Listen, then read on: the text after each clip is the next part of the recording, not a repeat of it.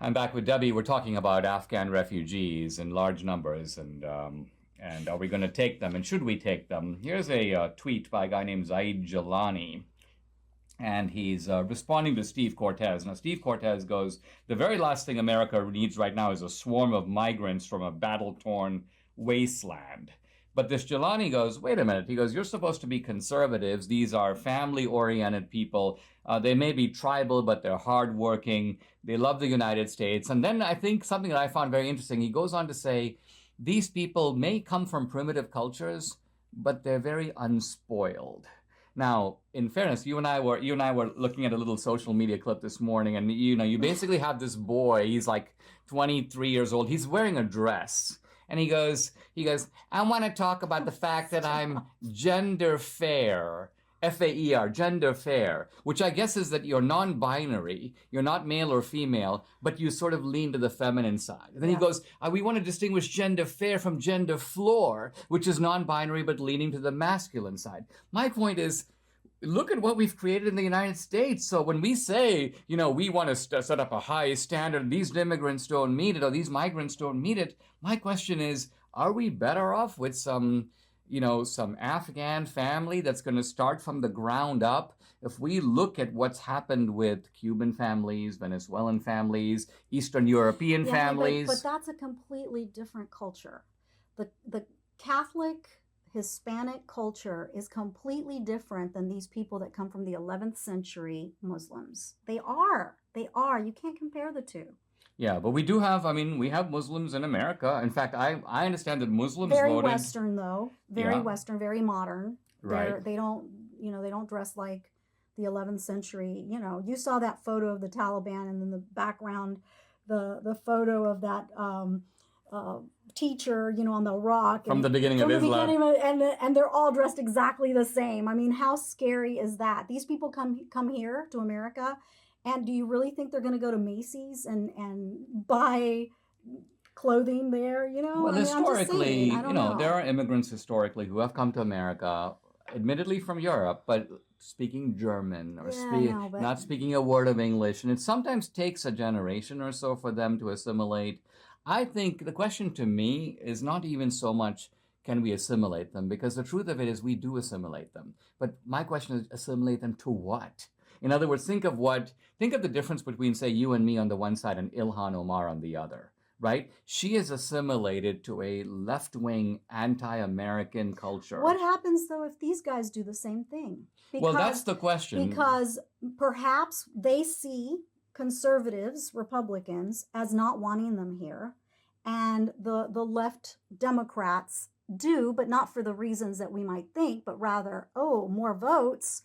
What if they see them as their friend, and they start voting for this guy that thinks he's not a person? That he's like an asexual, he's a gender-free person, right? So they, in a sense, by protecting, or not protecting, but by voting for Democrats, are going to be protecting these people by default. This is the point.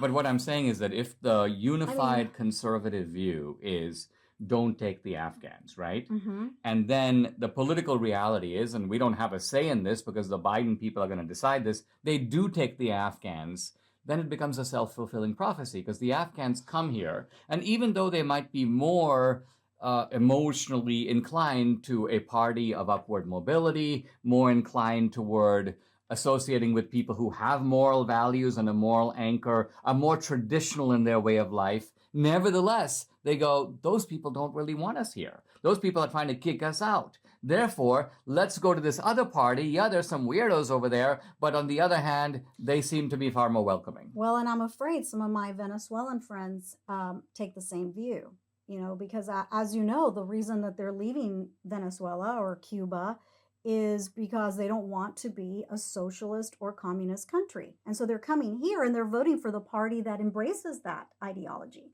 So in a way, they are voting for the exact same thing that they left that country behind. I don't know about the Afghans coming here and voting for that type of lifestyle, because obviously nobody subscribes to that.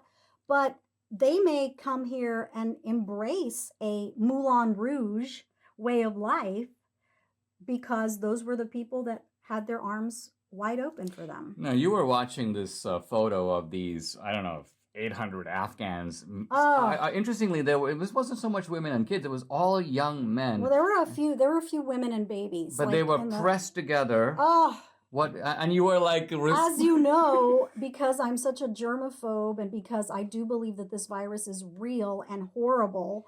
I'm like, oh my goodness, they're not wearing masks. They're in, like, literally, I think they said it was 640 people, all jammed in this one airplane.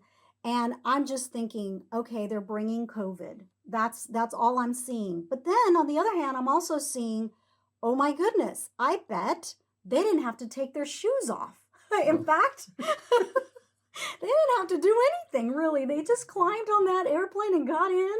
And there they go. I mean, I think about it, to the degree that you're screening for people who might pose a danger. Oh my goodness. Here you're picking up people right off the, think of it, when you right off the street in Kabul. I'm not sure the United States has a systematic way to distinguish friend from foe. How do you know? Exactly. How do you know if some of these guys didn't get in and they're terrorists? What's your name? Abdul. Oh, wait a minute. There was an Abdul who worked for us the other day. Are you the same guy? Yeah, no, he's my brother. Exactly. No, but it's so dangerous. And so what I see is I just see complete and utter hypocrisy on the left, because obviously because of 9/11, we all have to be inconvenienced at airports. We have to go through this scanner machine, then who knows how much radiation we get, every time we go on there.